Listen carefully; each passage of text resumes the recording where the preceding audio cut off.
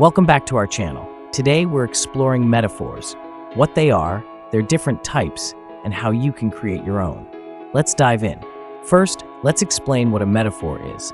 Metaphors compare two unrelated things to show a shared quality, making descriptions clear and engaging.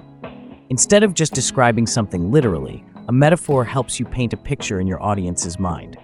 For example, instead of saying, "he runs fast," we might say, "he's a cheetah on the track." This doesn't mean he's actually a cheetah, but it gives the idea that he's incredibly fast, just like the animal. There are 7 types of metaphors that you may come across. The first type is a standard metaphor. This type of metaphor directly states one thing is another. It's the most common type of metaphor. For example, time is a thief. This metaphor suggests that time takes away moments of our lives, much like a thief takes away possessions. It's straightforward and creates a strong image. The second type is an implied metaphor. This one does not directly state the comparison, but hints at it. For example, instead of saying, "he is a snake," you might say, "he slithered through the room, unnoticed by everyone." The word slithered suggests snake-like behavior without directly calling him a snake.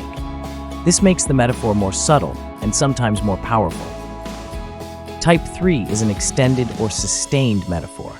This type of metaphor develops the comparison throughout a paragraph, poem, or even an entire story. For example, in the book The Hunger Games, Katniss is often referred to as the girl on fire. This metaphor doesn't just appear once, it's expanded to symbolize her fiery spirit, her rebellious nature, and even her role as a spark for revolution. This creates a deep and memorable connection for the reader. The fourth type is a dead metaphor. Dead metaphors are so common that we accept them as part of everyday language.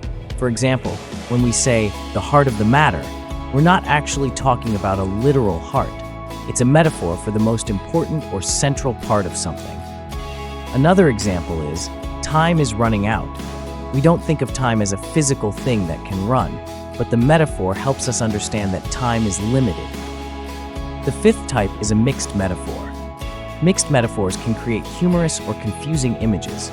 For example, "we'll burn that bridge when we come to it."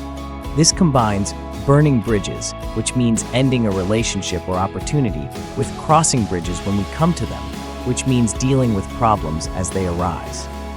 The result is a jumbled image that doesn't make sense.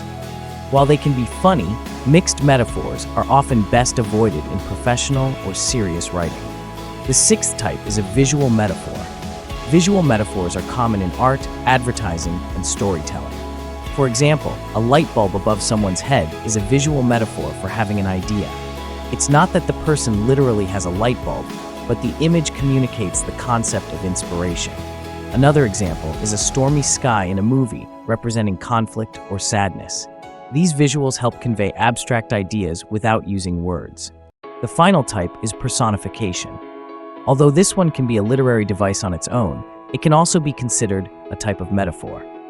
Personifications give human qualities, emotions, or actions to non-human objects, animals, or abstract ideas. For example, in The Lightning Thief by Rick Riordan, the line, "the sea does not like to be restrained," is a personification. It gives the sea a human-like quality, the ability to like or dislike something, to emphasize its wild and uncontrollable nature. By providing human characteristics, personification helps readers connect with and visualize the non-human subject in a relatable way. Metaphors can be difficult to identify, so it's important to know the difference between a metaphor and other types of comparisons. A simile, for instance, uses like or as to compare two things, such as, "he's as brave as a lion." This is not a metaphor because it uses the word as. While similes and metaphors are similar, metaphors are more direct and don't use like or as. Another one is symbolism. Symbolism uses an object, person, or situation to represent a deeper meaning or idea. For example, a dove often symbolizes peace. While metaphors and symbols can overlap, metaphors explicitly state one thing as another, whereas symbolism relies on context and interpretation to convey meaning. Analogies can also be similar to metaphors. An analogy explains a concept by comparing it to something more familiar in a detailed way. For example, life is a journey, full of twists and turns, unexpected detours, and beautiful destinations. While metaphors make direct comparisons, analogies often provide a more detailed explanation to argue the point of why something is like the other.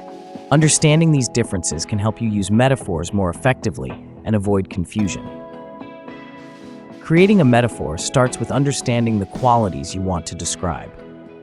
Let's say you want to describe a busy classroom. First, think of something that's energetic, bustling, or noisy. A good example might be a hive of bees. Now combine them. The classroom was a beehive of activity.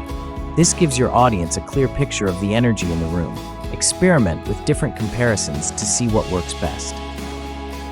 Here are some tips to expand on writing metaphors. Tip 1. Focus on the emotion or image you want to convey. Ask yourself, what does this feel, look, or sound like? Tip 2. Choose objects, animals, or concepts that share similar characteristics. For example, to describe a strong and dependable person, you might compare them to a mountain or an anchor. Tip 3. Keep it concise and clear. A good metaphor should immediately create an image or evoke a feeling without overcomplicating things. And finally, tip 4. Experiment and refine. Don't settle for your first idea. Play around with comparisons until you find one that feels vivid and unique. Let's take a look at some examples of metaphors. In Carl Sandburg's poem, the fog is described as coming on little cat feet. This metaphor helps us imagine the fog as quiet and sneaky, like a cat, moving softly and almost unnoticed. Another example is from Matilda by Roald Dahl. The phrase, "the books transported her into new worlds," compares reading books to physically traveling to new places. It doesn't mean that Matilda was literally transported, but the metaphor clearly highlights the idea that books can immerse readers in imaginative and fascinating experiences. This is a great example of how metaphors can make abstract concepts, like the power of imagination, more tangible and relatable. In Charlotte's Web by E.B. White. In the phrase, "the early automobiles went whispering along the road," the sound of the automobiles is compared to the soft, quiet sound of whispering. This metaphor paints a clear picture of how quietly the automobiles moved without literally stating their noise level. It's a creative way to emphasize their subtle presence. Finally, from the Percy Jackson book series by Rick Riordan. In this line from The Lightning Thief, "I saw a kind of purplish fire in his eyes." The purplish fire metaphorically describes an intense emotion or energy in the person's eyes. It doesn't mean there is literal fire, but it evokes imagery of passion, determination, or another powerful feeling, making the description more clear and engaging. Metaphors are incredibly versatile and can elevate your writing in many ways. Here are some places where metaphors can really shine.